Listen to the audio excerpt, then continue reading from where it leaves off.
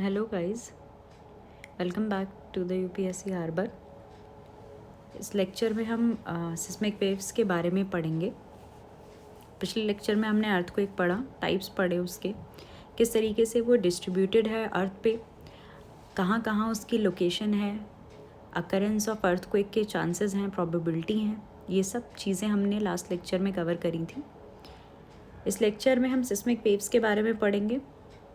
Seismic waves यानी वो तरंगे जो भूकंप के दौरान निकलती हैं, उन तरंगों के बारे में हम इसमें पढ़ेंगे।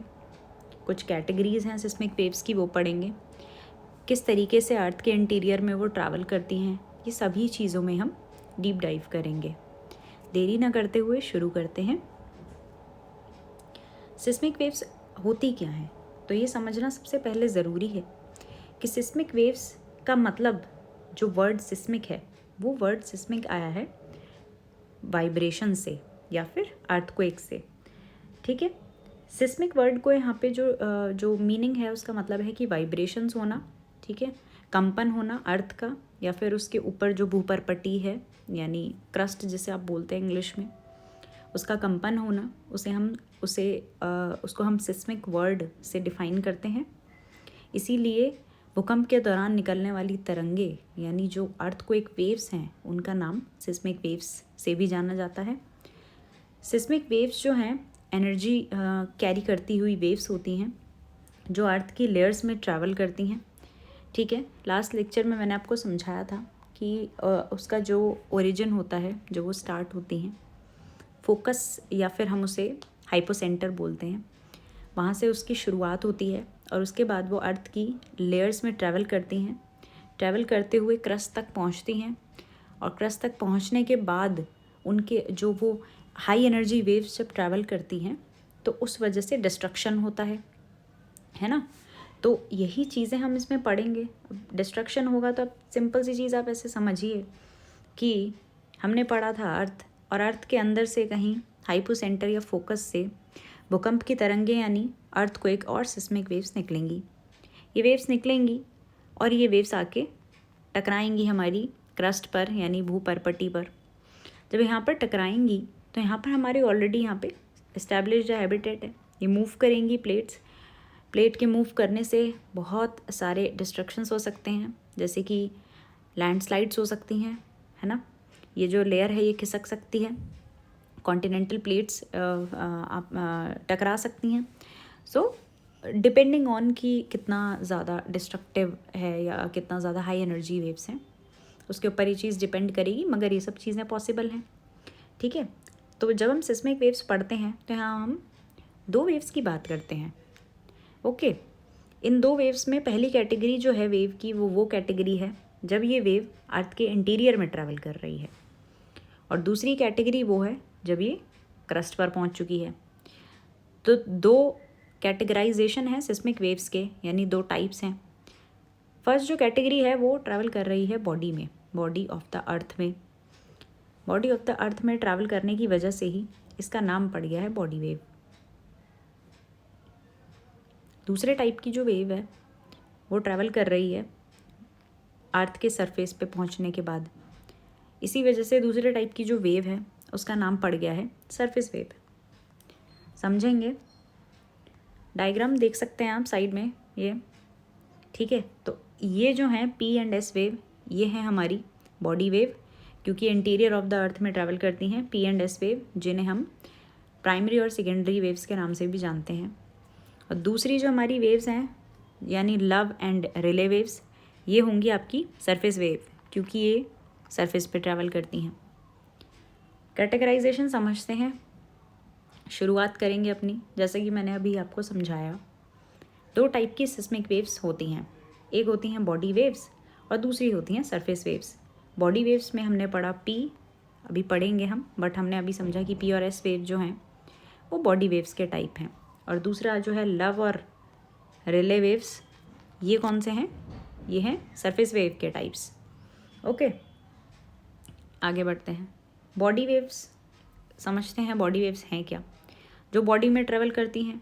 अब ट्रैवल करती हैं बॉडी में, शुरुआत कहाँ से होती है इनकी, शुरुआत इनकी होती है हाइपोसेंटर से, जिसे हम फोकस के नाम से भी जानते हैं, है ना। मान लीजिए हाइपो सेंटर है, तो ये मूव करेगा हर डायरेक्शन में, यहाँ से वेव्स निकलेंगी, high energy, extremely high energy waves, ठीक है। और उसके बाद आके क्रस्ट पर जब ये टकराएंगी तो फिर ये सरफेस वेव्स बन जाती हैं, मगर उससे पहले जब बॉडी में है तो ये बॉडी वेव्स हैं। बॉडी वेव्स 2 कैटेगरीज में डिवाइडेड हैं फर्दर। प्राइमरी वेव्स जिसे हम पी वेव्स के नाम से भी जानते हैं, एंड दूसरी हैं सेकेंडरी वेव्स जिन्हें हम एस वेव्स के नाम से भी जानते हैं।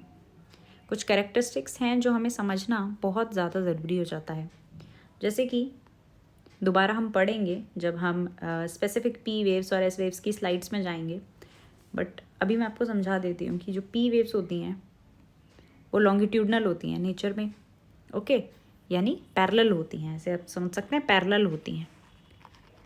अब स्टूडेंट का ये क्वेश्चन हो सकता है कि पैरेलल कैसे होती हैं, क्योंकि अभी आपने बताया कि इस तरीके से ट्रैवल करेंगी तो ये पैरेलल तो नहीं है।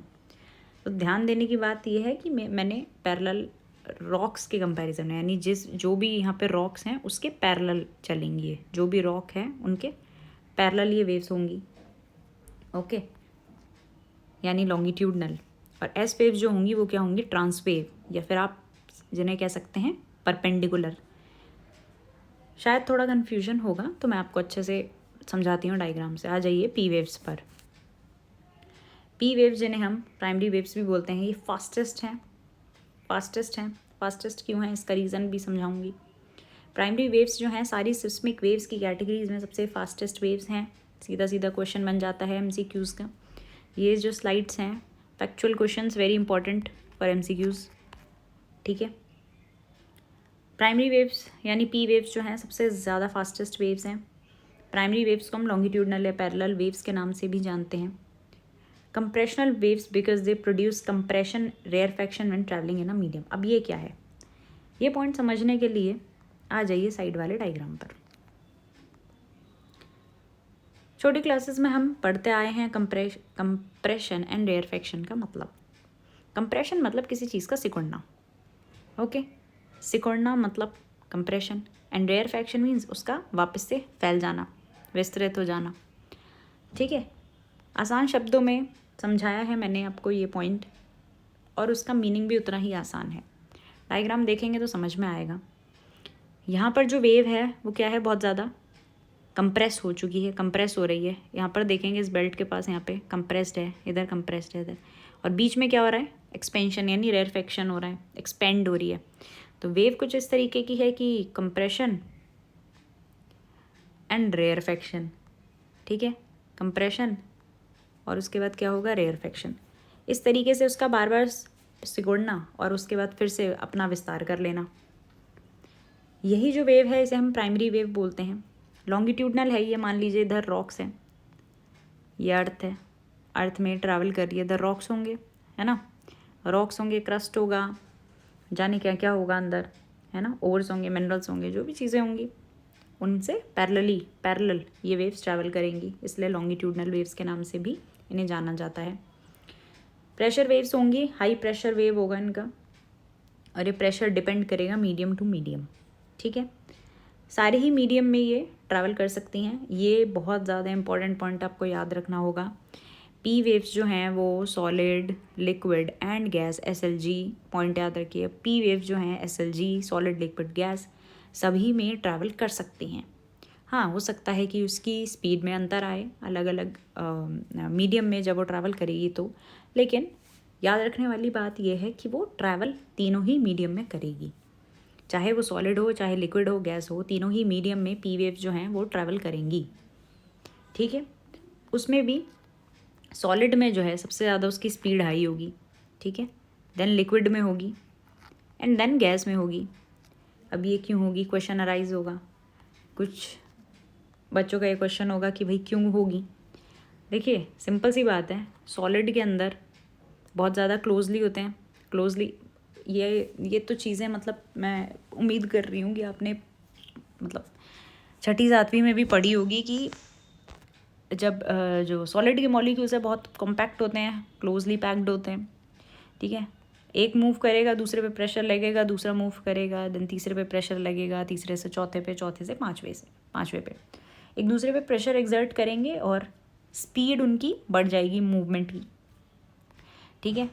लेकिन वहीं पे लिक्विड में क्या होगा, थोड़ा स्पेस होता है तो उतना स्पीड हाई नहीं होगी।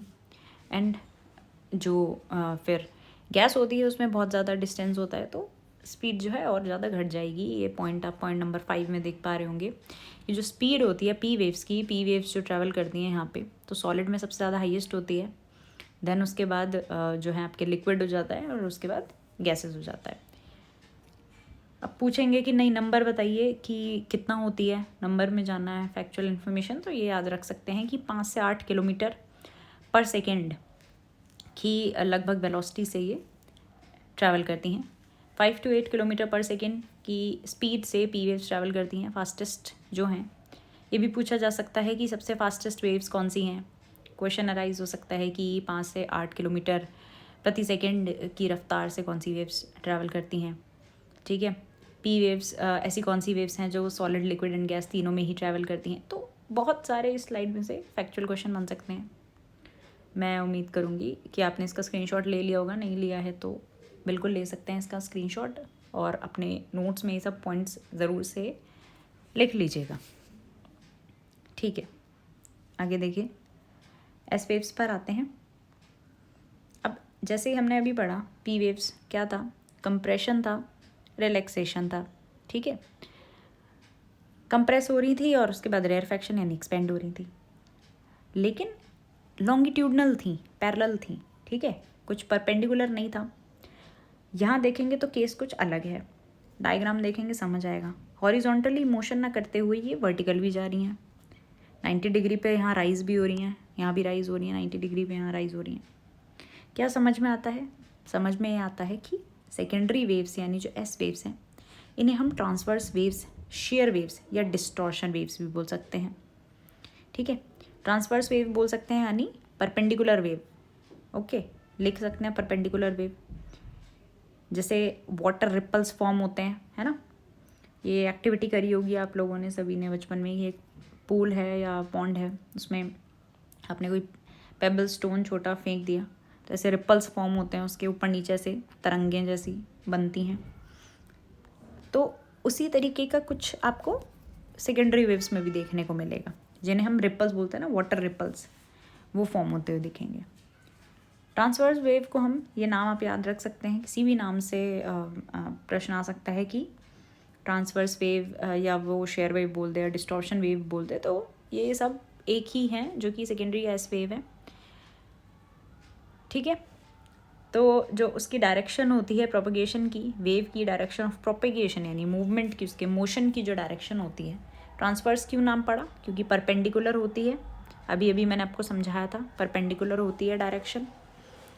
Hence they create crest and trough. Crest and trough भी अगर आप साइंस पढ़े हुए हैं तो आपको पता होगा। क्रेस्ट एंड ट्रो इस तरीके से जो इसका बार बार ऊपर जाना नीचे आना, ये जो है, तो इसे हम बोलते हैं crest and trough. Okay, now S waves, ये वाला पॉइंट आप देखिए, जो एस वेव्स होती हैं वो अराइव करती हैं सरफेस पर आफ्टर द पी वेव्स। तो कहने का मतलब ये है कि एस वेव्स जो हैं वो स्लोअर हैं in comparison to P waves, है ना। जैसे पी वेव्स हैं वो काफ़ी फास्टर हैं, ये मैंने आपको फर्स्ट डायग्राम से भी बताया था कि इसमें कॉन्ट्रैक्शन और रिलैक्सेशन या रेयरफेक्शन आपको देखने मिलता है, जबकि इस तरीके से कॉन्ट्रैक्ट और रेयरफेक्शन होते हुए ये ऊपर के लेवल तक आती है इंटीरियर ऑफ द अर्थ से। जबकि अगर आप सेकेंडरी वेव्स की बात करेंगे तो इनका तो मूवमेंट ही अलग अलग डायरेक्शन में एक तरीके से हो रहा है ना, रैंडम मोशन हो रहा है एक तरीके से, क्रेस्ट एंड ट्रो फॉर्मेशंस हो रहे हैं। तो इस वजह से आप ऐसे बोल सकते हैं कि जो पी वेव्स होंगी वो फास्टेस्ट होंगी। हमने अभी पिछली स्लाइड में भी देखा कि पी वेव्स की स्पीड क्या होगी, काफ़ी ज़्यादा होगी in comparison to S waves.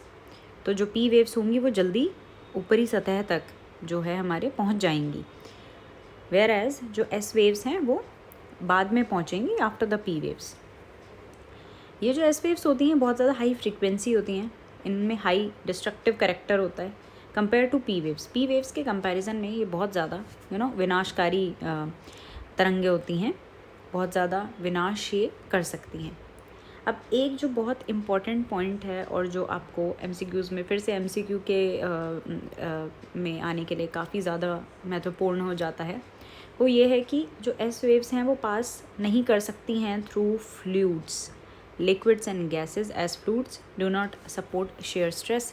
Share stress में अभी इसमें आपको इस पॉइंट में ज़्यादा डिटेलिंग में जाने की नीड नहीं है, ज़्यादा इसमें आवश्यकता नहीं है कि आप शेयर स्ट्रेस के बारे में पढ़ें, बट बेसिकली इतना समझना बहुत ज़्यादा ज़रूरी है कि जैसे हमने पी वेव्स में पढ़ा कि पी वेव्स जो होती हैं वो सॉलिड, लिक्विड एंड गैस तीनों ही माध्यमों में, तीनों ही मटेरियल में वो मूव कर सकती हैं, वो मोशन कर सकती हैं, पास हो सकती हैं उसमें से।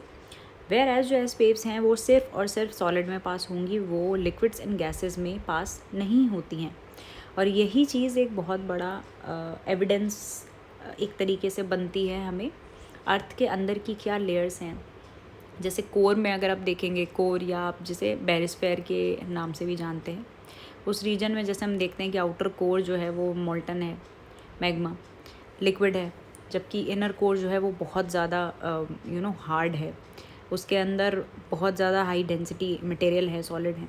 तो ये सब चीज़ें कैसे पता चली कि इस तरीके का चेंज आ रहा है लेयर्स में, वो भी हमें मदद मिली किससे, एस वेव्स की मदद से हमें समझने में मदद मिली।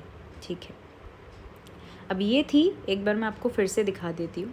हमने जो ये स्टार्ट किया, हमने सिस्मिक वेव्स स्टार्ट किया। सिस्मिक वेव्स हमने पढ़ी कि अर्थ के कंपन जो होता है या जो भी वाइब्रेशंस होती हैं उसमें उनको हम सिस्मिक वेव्स कहते हैं। हमने टाइप्स देखा कि जो इनको कैटेगराइज किया गया है, 2 कैटेगरीज में इन्हें डिवाइड किया गया है, body waves and second is surface waves. Okay, नाम से ही समझ आता है कि अगर जो अर्थ की बॉडी के अंदर से मूव हो रही हैं, वहाँ मोशन कर रही हैं, इनिशिएट वहाँ से हो रही हैं बेसिकली हाइपोसेंटर से, या जिसे आप बोल सकते हैं फोकस से स्टार्ट हो रही हैं, तो उन्हें हम बॉडी वेव्स बोलते हैं। और जब सरफेस पे आके मोशन उनका शुरू होता है, क्रस्ट पे आके, तो हम उसे सरफेस वेव्स के नाम से भी जानते हैं। फिर हमने पढ़ा कि जो बॉडी वेव्स हैं वो फर्दर 2 कैटेगरीज में डिवाइडेड है, पी वेव्स और एस वेव्स। पी वेव्स हमारी प्राइमरी वेव्स हैं, लॉन्गिट्यूडनल होती हैं, है ना, साउंड वेव्स के जैसी होती हैं, ये ओरिजिनेट होती हैं फ्रॉम हाइपोसेंटर। ठीक है, लॉन्गिट्यूडनल होती हैं यानी पैरेलल नेचर शो करती हैं, रॉक्स से पैरेलल होती हैं। और जो एस वेव्स होती हैं वो ट्रांसवर्स यानी परपेंडिकुलर नेचर शो करती हैं, है ना, रिपल्स के जैसी होती हैं, वाटर रिपल्स जैसे फॉर्म होते हैं वैसी होती हैं ये, इस तरीके से रिपल्स फॉर्म करती हैं। प्राइमरी वेव्स और सेकेंडरी वेव्स जो है, मैं आशा कर रही हूँ अब तक आपको समझ में आ गया होगा, क्योंकि अगर ये चीज़ें आपको समझ में आ गई हैं तो बेसिकली सिस्मिक वेव्स जो हैं हमारी मेन, वो आपको मोस्टली सब कुछ समझ आ चुका है। क्योंकि अब जो हम पढ़ेंगे सरफेस वेव्स वो इजी हैं काफ़ी in comparison to body waves. जैसे कि बॉडी वेव्स 2 कैटेगरीज़ में डिवाइडेड थी, सिमिलरली सरफेस वेव्स भी जो हैं आपकी वो भी 2 कैटेगरीज़ में डिवाइड की गई हैं।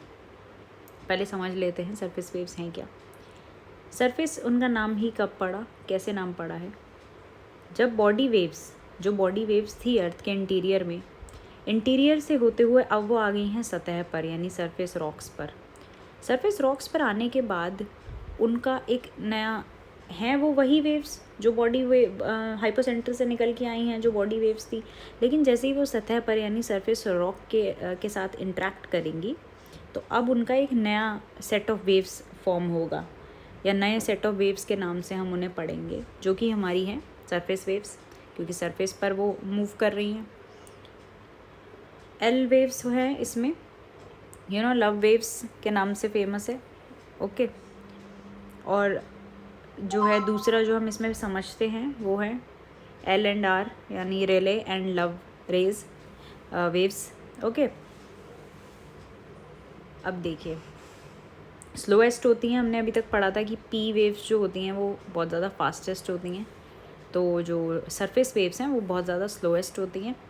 ठीक है, और इन्हें सबसे आखिर में ये सिस्मोग्राफ यानी वो यंत्र जिसमें हम रिकॉर्ड करते हैं कि कितना तीव्र कंपन हुआ है, कितना तीव्र वो भूकंप आया है, किस इंटेंसिटी का भूकंप है, वो पढ़ने के लिए हम सिस्मोग्राफ की मदद लेते हैं। तो उस सिस्मोग्राफ में भी पी एंड एस वेव्स जल्दी रिकॉर्ड होती हैं in comparison to love and Rayleigh waves, क्योंकि स्लो हैं।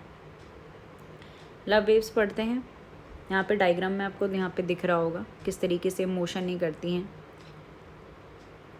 लव वेव्स, वेव्स जो हैं सरफेस वेव्स वो हैं स्लोएस्ट वेव्स है, लेकिन अगर आप स्लोएस्ट में भी देखेंगे तो दो वेव्स हैं, लव वेव्स और रिले वेव्स। इन दोनों में आपस में फास्टेस्ट सरफेस वेव जो है वो लव वेव है।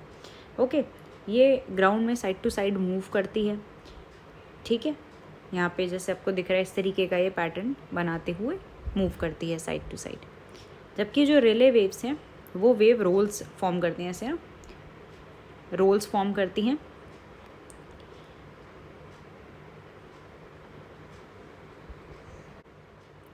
तो बेसिकली इसमें सरफेस वेव्स में ज़्यादा पढ़ने का कुछ है नहीं, बेसिक आपको थोड़ा सा इनका डायग्राम देख लेना है और एक दो डेफिनेशंस आप इनकी जस्ट इंट्रोडक्टरी जो डेफिनेशंस हैं वो पढ़ सकते हैं।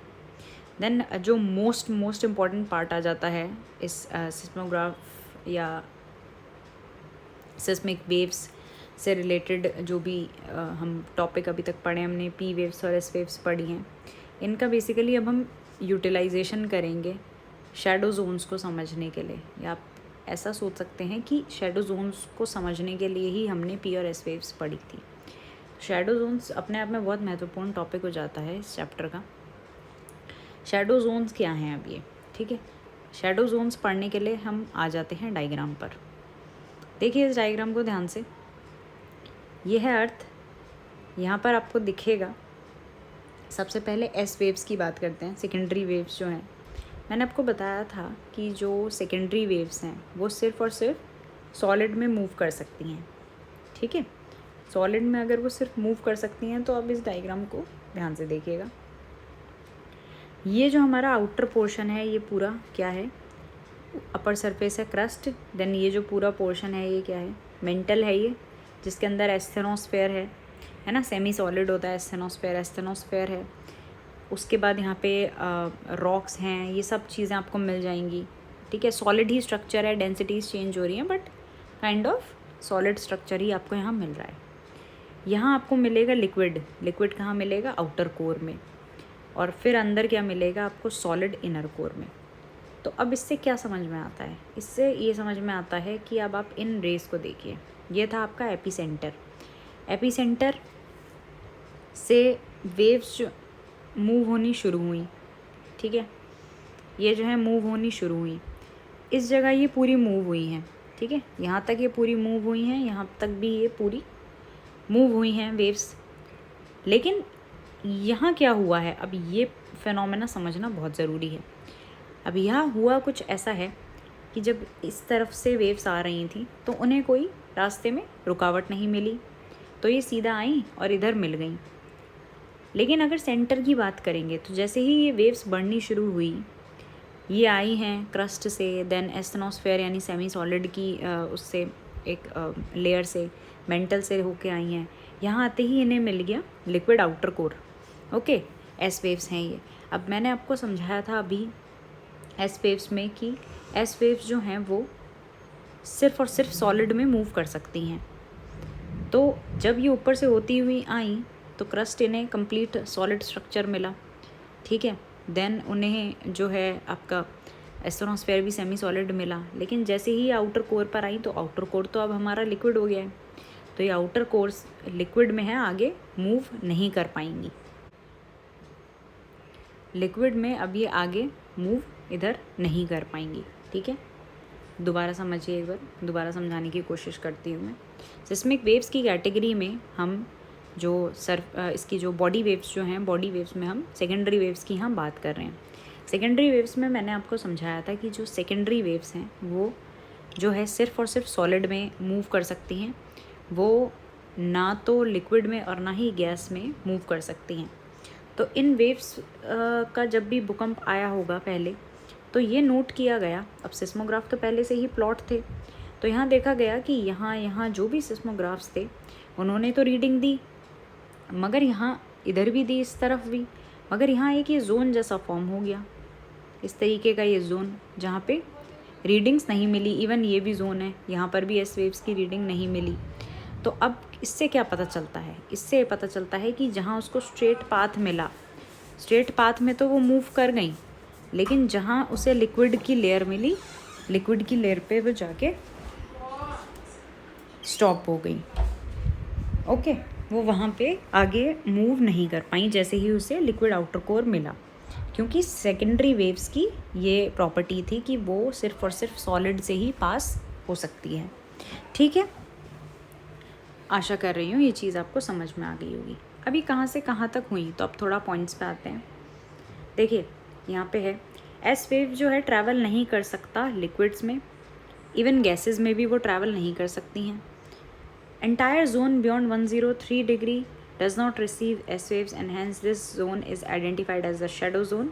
This observation led to the discovery of the liquid outer core. अब ये पॉइंट देखिए ध्यान से, ऐसा अप्रॉक्सीमेट माना जाता है कि ये जो है 103 से लेके 105, 103 से 105 डिग्री सेम टू सेम इधर यहाँ तक ये मूव करी हैं, बट इस जोन में एस वेव्स मोशन मूव नहीं हुई। यहाँ एस वेव्स जो यहाँ पे, और ये हमें कैसे पता चला है, सिस्मोग्राफ यहाँ प्लॉट थे, उनमें कोई रीडिंग्स नहीं देखी गई, तो इससे हमें पता चला कि beyond 103 to 105 degree from both of the sides हमें जो है सिस्मोग्राफ्स की रीडिंग नहीं मिली, यानी एस वेव्स वहाँ पर रिकॉर्ड नहीं हुई। ठीक है, अच्छा समझ में आता है ये।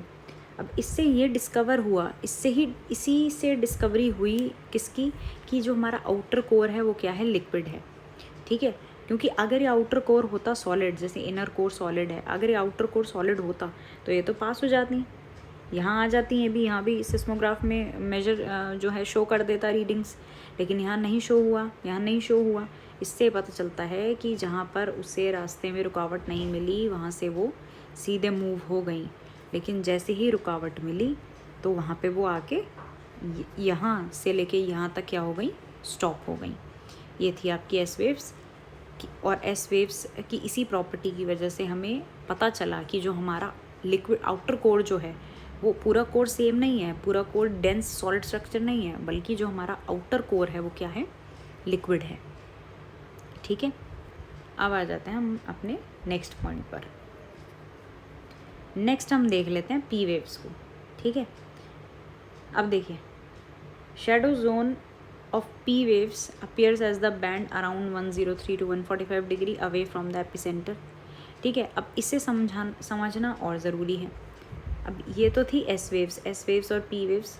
ठीक है, पर यहाँ ये पूरा शैडो जोन किसका है, ये पूरा जो शैडो जोन है यहाँ एस वेव्स नहीं आएंगी। अब आ जाइए पी वेव्स पे।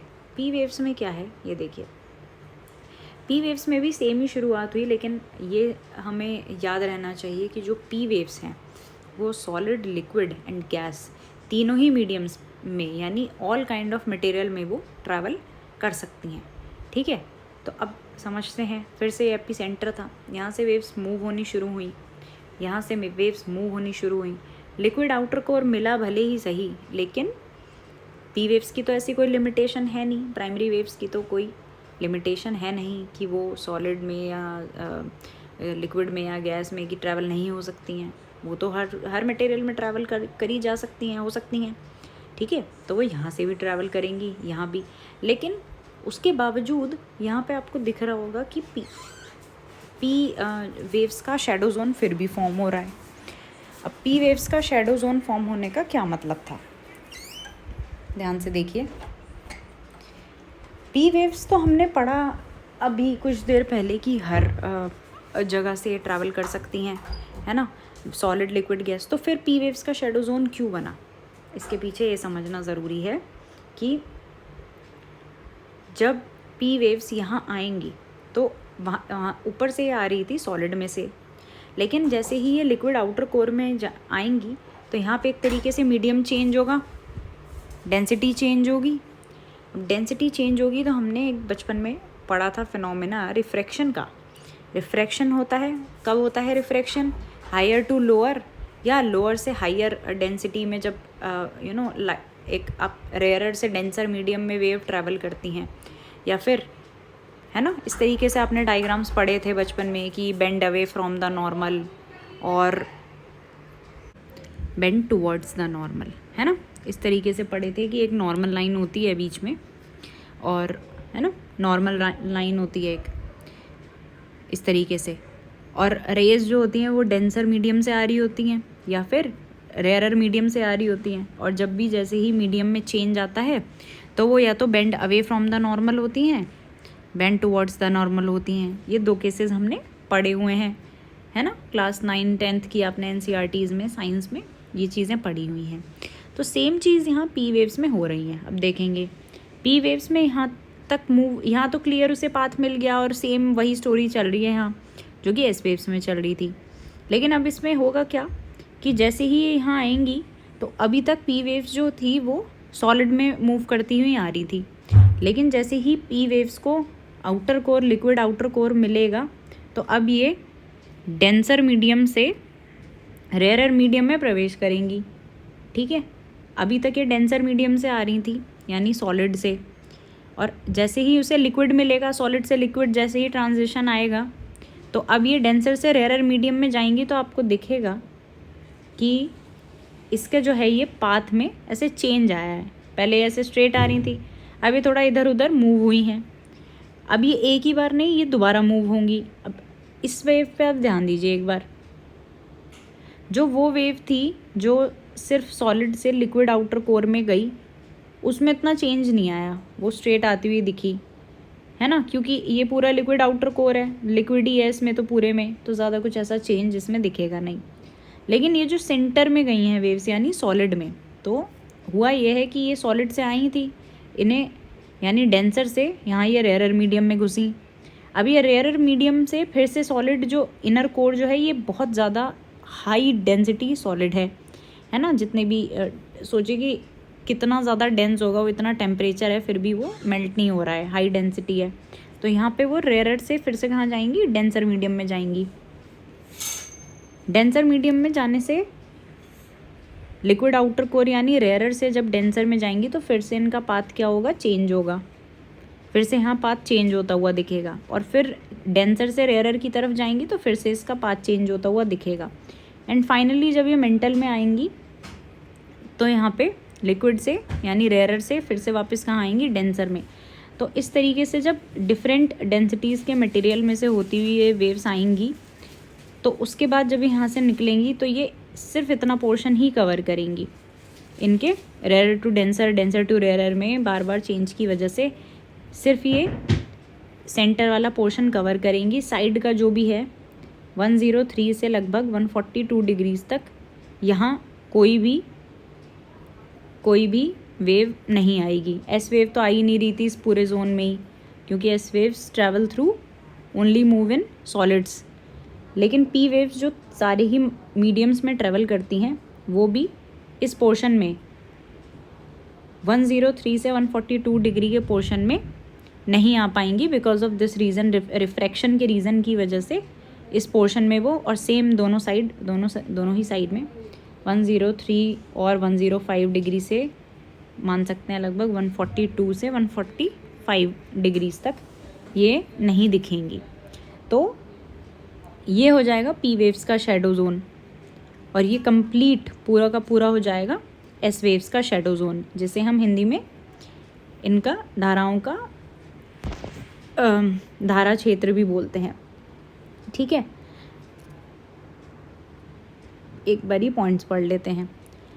Seismograph located beyond 142 degree from epicenter record the arrival of P waves but not of the S waves. This gives the clue about the solid inner core. जैसे S waves से हमें evidence मिलता है कि outer core जो है वो liquid state में है, वैसे ही P waves का 103 से 142 डिग्री तक ना आ पाना और वहाँ पर एक छाया का क्षेत्र बनाना हमें ये प्रूफ देता है कि सिर्फ जो कोर है वो एक तरीके का नहीं है, कोर में भी अंदर ट्रांजिशंस हैं कि लिक्विड है फिर सॉलिड है। ठीक है, इसी वजह से वो बीच में दोनों साइड में 103 से 142 डिग्री में जो है शैडो जोन क्रिएट कर रहा है। दोनों ही तरीके के शैडो जोन होंगे, ये वाले जो शैडो जोन होंगे पी और एस दोनों के ही होंगे, बट जो इसके बीच में होगा यहाँ पे जो है पी वेव्स ट्रैवल करेंगी, एस वेव्स यहाँ पर ट्रैवल नहीं कर पाएंगी। ये वाला मैंने डायग्राम से भी अच्छे से समझा दिया है। ठीक है, तो हमने इस लेक्चर में हमने पढ़ा कि सिस्मिक वेव्स क्या होती हैं, सिस्मिक वेव्स कितने टाइप की होती हैं, बॉडी वेव्स होती हैं, सरफेस वेव्स होती हैं, इनके फर्दर कैटेगराइजेशन पढ़े हमने। जो बॉडी वेव्स हैं वो बहुत ही ज़्यादा इम्पॉर्टेंट हैं, सरफेस वेव्स उनके कंपैरिजन में उतनी ज़रूरी नहीं हैं, ज़्यादा एविडेंस भी हमें नहीं मिलते हैं सरफेस वेव्स से। उसके बाद हमने शेडो जोन्स पढ़े। शेडो जोन्स क्या होते हैं, कैसे फॉर्म होते हैं, पी और एस वेव्स में किस तरीके से शेडो जोन फॉर्म होते हैं। डायग्राम में देखा कि जो एस वेव है उसमें जो है शेडो जोन यहाँ 103 डिग्री से इधर की तरफ 103 degrees to west complete shadow zone form होता है। वेयर एज अगर पी वेव्स की बात करेंगे तो 103 से 142 डिग्रीज तक ही फॉर्म होता है दोनों साइड पर, और इधर जो है हमें पी वेव्स आती हुई दिखती हैं। ये कैसे पता चला, ये हमें सिस्मोग्राफ जो प्लॉट हुए हुए हैं उनकी मदद से पता चला। ठीक है, अब इसमें एक चीज़ भी जो इम्पोर्टेंट है वो भी ध्यान रखने की है कि जो डिस्ट्रक्टिव हैं, है ना, डिस्ट्रक्शन जो करेंगी वो क्या करेंगी, सरफेस वेव्स डिस्ट्रक्शन करेंगी। क्योंकि अर्थ के जब अंदर बॉडी में जब वेव्स घूम रही थी तब तो कुछ ऐसा खास कर नहीं रही थी, वो मूव कर रही थी इधर से उधर। लेकिन जो हमें डिस्ट्रक्शन यानी जो विनाश देखने को मिलेगा वो हमें किन की वजह से देखने मिलेगा, सरफेस वेव्स की वजह से, है ना। माइंस वगैरह कोलैप्स कर सकती हैं, बिल्डिंग गिर सकती हैं, जो भी हम अर्थक्वेक के बचपन से देखते आए हैं, या अर्थक्वेक की वजह से जो भी डिस्ट्रक्शन होते हैं वो सब किन की वजह से हमें देखने मिलते हैं, सरफेस वेव्स की वजह से वो हमें देखने को मिलेंगे। तो ये हमारा लेक्चर था सिस्मिक वेव्स के ऊपर। सारे टाइप की हमने सिस्मिक वेव्स कवर करी, हमने शेडो जोन भी पढ़ लिया। बहुत ज़्यादा इम्पॉर्टेंट है शेडो जोन, अच्छे से आप इसे समझ लीजिएगा। मैं उम्मीद करती हूँ कि आपको ये क्लास समझ में आई हो, और अगर आपको ये समझ आया तो आप इस सेशन को लाइक कर सकते हैं, अपने दोस्तों के साथ शेयर कर सकते हैं। Thank you for attending, keep learning.